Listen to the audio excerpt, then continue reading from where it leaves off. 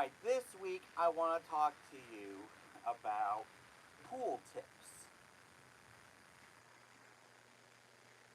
So, we are vastly approaching the sticky summer days of Disney. And on days like that, you can't just hit the park for the whole day. Of course, we barely ever do. Because that's how you get sick. I know that from experience. What we do is take a break from the parks, like after lunch or after the earliest afternoon seeing of either the Dapper Dans or the Voices of Liberty, depending on the park. Um, Go back to the hotel and throw on the swimsuit and just use the pool. If you want to go where everyone else is going, there is the big family pool where all the interactive pool activities such as trivia, where I helped a team of kids win. Uh, um,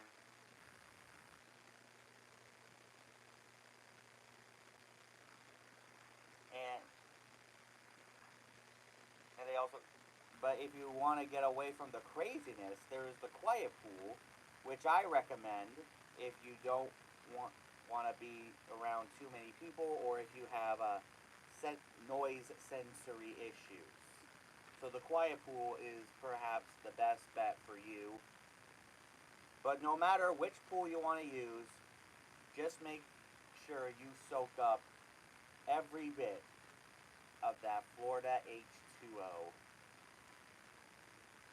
So anyway, that's my tip. As always, if you have any questions on how to do Disney for people with disabilities, let me know in the chat if you're watching this live, or in the comments if you're watching this later, and I'll make sure it gets into a future episode. And now it's time for this week's Top 5.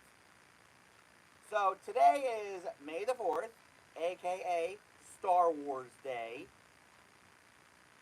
And Star Wars is a big piece of movie and TV fandom.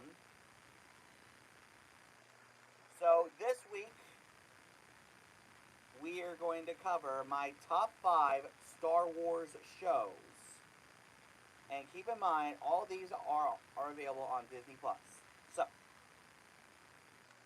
number 5, The Book of Boba Fett. So, this series kind of is a is very interesting, as it shows how Boba Fett has gone from evil bounty hunter to a good guy for taking over as the crime lord of Tatooine after killing Bib Fortuna, who of course replaced Jabba the Hutt. But of course, there's also the big fight at the end, and including the Mandalorian. And it's kind of weird that half of the Mandalorian was like half of Book of Boba Fett, I should say. Pretty much half of that was season 2.5 of the Mandalorian.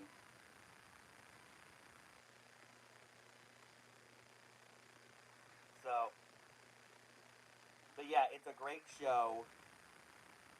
Of course, the Twi'lek who works for the mayor was a bit annoying. I was hoping he would get killed, but can't win them all. Number 4, Ahsoka. Now, first of all, if you haven't seen Ahsoka, I recommend watching Star Wars Rebels first, because that would make watching Ahsoka much more sense. Because people will be asking, who's this girl with Ahsoka? Who's Ezra Bridger? Who's this blue guy? I mean, you pretty much have to watch Rebels before you watch Ahsoka. But still, it's a great show. Great character development. And when I saw Ezra Bridger, I had chills. I mean, it was great.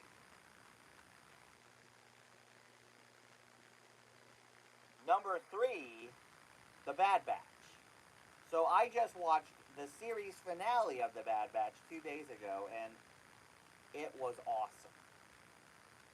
I mean, too bad we didn't figure out who that mysterious bounty hunter was that was taking on the clones. I was hoping it would have been Tech, because if you don't know, Tech died at the end of the season 2 finale. But there are a lot of theories that Tech may still be alive. But still, I I love the Bad Batch. It was great. It was kind of like X-Men for Star Wars. It's that good. And it shows how many clones have been trying to stay alive since turning from the Empire. Number 2, The Mandalorian. So The Mandalorian has been huge in Star Wars ever since it premiered 4 years ago, and I think I think we all know what the real reason for that is. Spoiler alert: it's Grogu. And of course, either next year or later this year or somewhere in between, there will be a Mandalorian and Grogu movie coming to Disney Plus, which I cannot wait to see. It's gonna be great. It's gonna be awesome. But I'll still be hoping for a season 4 of The Mandalorian, just like all of you, because it's a great show. It's the first live action series Star Wars has ever done, and the reason that Disney Plus became popular on its launch day. And my number 1 Star Wars show, The Clone Wars. So I am a project of the. So I have been a fan of the Cartoon Network era, when before Cartoon Network took a turn for the crappy, and the Clone Wars, before Disney officially bought Star Wars, was on Cartoon Network, and it was great. I mean, people were shocked that Anakin would have his own Padawan, but I think it was great because it really, because of that, we have the expanded universe we have today. So I think we should give a big thank you to, I think it was Jon Favreau or Don Fillion, whoever did that show. I thank them because they made Star Wars what it is today, and of course George Lucas. So anyway, let me know in the chat or in the comments what your favorite Star Wars show is. And now it is time for Diz or Dat. Now, on both coasts, they seem to do their characters differently. At Disneyland, the characters are just roaming around. And at Walt Disney World, they are in special meet and greet areas, and some people wait for hours to see them. And probably sometimes half their park day, which is ridiculous. Of course, I would prefer, of course, me personally, I prefer them from a distance, but let me know in the chat or in the comments how you prefer the characters. Diz, roaming like they do at Disneyland, or Dat, in a special location like at Walt Disney World. And now it is time for my humble opinion. So the other day, on the 35th anniversary of Hollywood Studios, Kermit the Frog and Miss Piggy were hosting a ceremony at the Theater of the Stars, which of course is the theater where they do Beauty and the Beast live on stage. And during said ceremony, Miss Piggy said that her fountain in front of Muppet Vision 3D is more fitting to be the park icon than the Tower of Terror. And if you ask me, she isn't wrong. But it also feels like ever since they took out the Earful Tower and the Sorcerer's Hat 10 years ago, there hasn't been an official icon of the park, so they just made the Tower of Terror the official park icon. Don't get me wrong, I love the Tower of Terror, but I don't think it's worthy of being the official park icon.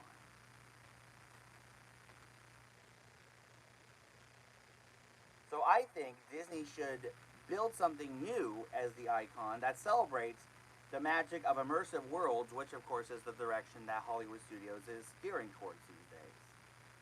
But that's my humble opinion, and I'm sticking to it. Now, April's over, and we're already in May.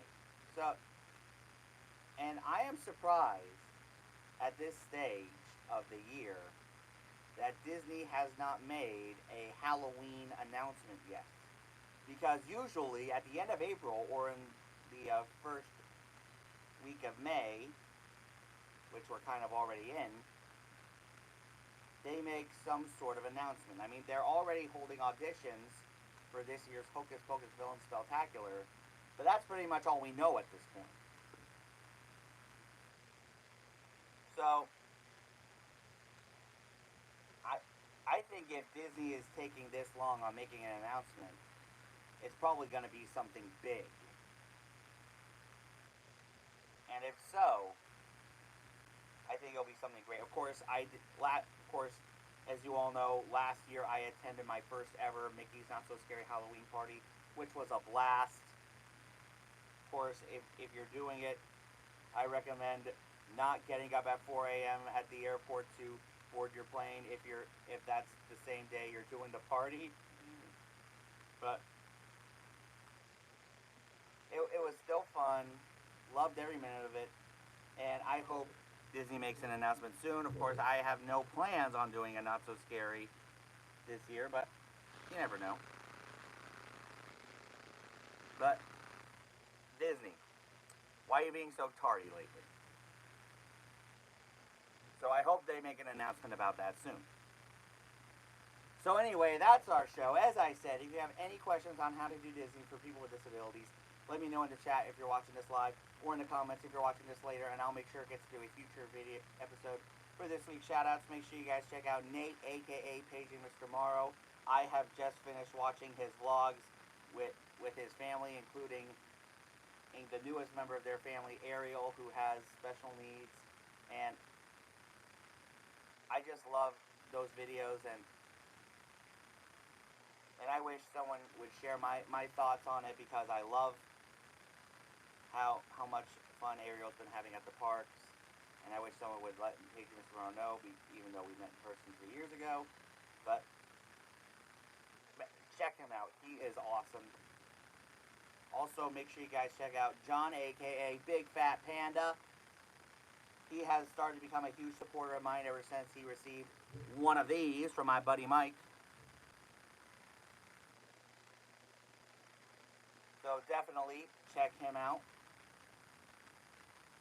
As well, he does great news stuff about the parks.